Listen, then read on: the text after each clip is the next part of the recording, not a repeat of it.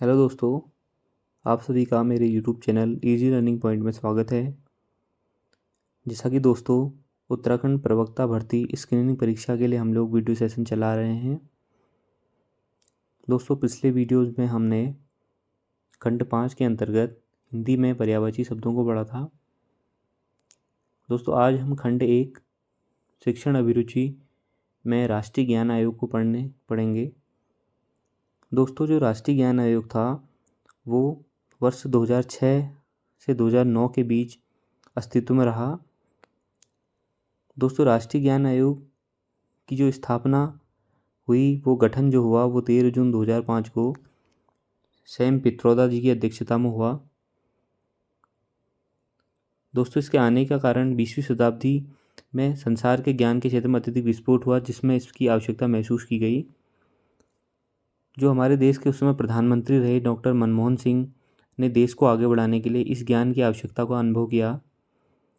दोस्तों जैसा कि मनमोहन सिंह जी की डेथ कल ही हुई है, आप सभी को पता होगा, जो हमारे देश के पूर्व प्रधानमंत्री रहे और वित्त मंत्री रहे।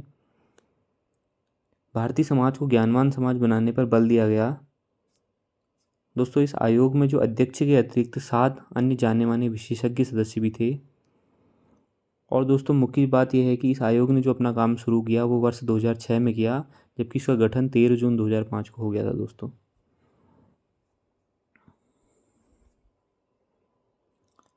अब हम पढ़ेंगे आयोग के विचारणीय विषय और कार्यक्षेत्र, जिसमें दोस्तों 21वीं शताब्दी में ज्ञान की चुनौतियों का सामना करने के लिए शैक्षिक प्रणाली में उत्कृष्टता का निर्माण करना इसका एक विचारणीय विषय था। ज्ञान के क्षेत्र में भारत के प्रतिस्पर्धात्मक लाभ को बढ़ावा देना इसका एक उद्देश्य कह सकते हैं। दोस्तों विज्ञान एवं प्रौद्योगिकी प्रयोगशालाओं में ज्ञान के सृजन को बढ़ावा देना, अर्थात जो भी प्रयोगशालाओं में जो ज्ञान डेवलप हो रहा है उसको बढ़ावा देना। बौद्धिक संपदा अधिकारों जो इंटेलेक्चुअल प्रॉपर्टी राइट्स होते हैं उसके क्षेत्र में कार्यरत संस्थाओं के प्रबंध में सुधार लाना। कृषि व उद्योग में ज्ञान के प्रयोग को बढ़ावा देना। सार्वजनिक लाभ को अधिकतम करने के उद्देश्य से ज्ञान के व्यापक आदान प्रदान को प्रोत्साहित करना दोस्तों इसके विचारणीय विषय और कार्यक्षेत्र है। अब हम बात करते हैं इस आयोग का प्रतिवेदन जो है। आयोग ने अपनी सिफारिशें 4 किस्तों में प्रस्तुत की दोस्तों, जो वर्ष 2006 में, 2007 में, 2008 में और फिर 2009 में प्रस्तुत की गई। इसलिए एनकेसी को हम 2006 से 2009 तक मानते हैं।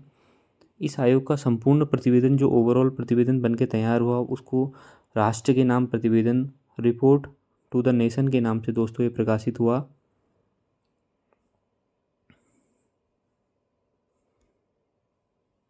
दोस्तों जो इस आयोग का प्रतिवेदन है वो 5 भागों में विभाजित है।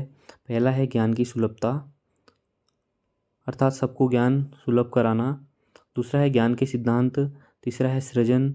चौथा है अनुप्रयोग। 5वां है सेवाएं। दोस्तों प्रथम भाग के अंतर्गत 7 बिंदु रखे गए हैं, जिसमें शिक्षा का अधिकार, भाषा, अनुवाद, पुस्तकालय, राष्ट्रीय ज्ञान नेटवर्क, पोर्टल और स्वास्थ्य सूचना नेटवर्क है दोस्तों।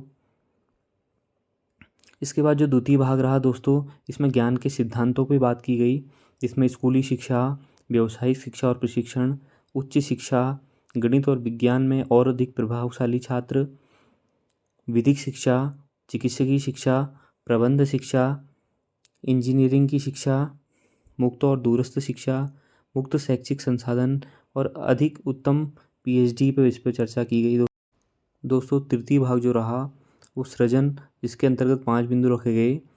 राष्ट्रीय विज्ञान और सामाजिक विज्ञान फाउंडेशन, सरकारी वित्त पोषित अनुसंधान के लिए कानूनी तंत्र, बौद्धिक संपदा अधिकार, नवाचार और उद्यमशीलता रखा गया दोस्तों। जिसके चतुर्थ भाग में अनुप्रयोग एप्लीकेशन, जिसके अंतर्गत 3 बिंदु रखे गए।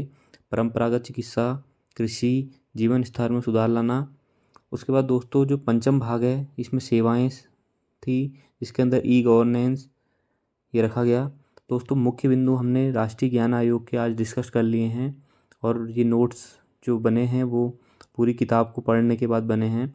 तो अगर आपको ये नोट्स चाहिए होंगे तो डिस्क्रिप्शन बॉक्स में मैंने अपने टेलीग्राम चैनल का लिंक दे रखा है दोस्तों, वहाँ आपको इसकी पीडीएफ मिल जाएगी। तो आशा करता हूँ दोस्तों आपको मेरा वीडियो अच्छा लगा होगा। आने वाली वीडियो को पाने के लिए बेल आइकन को ज़रूर प्रेस करें और मेरे चैनल को सब्सक्राइब करें, लाइक करें और आपको अगर अच्छा लगे तो कमेंट करें। धन्यवाद दोस्तों।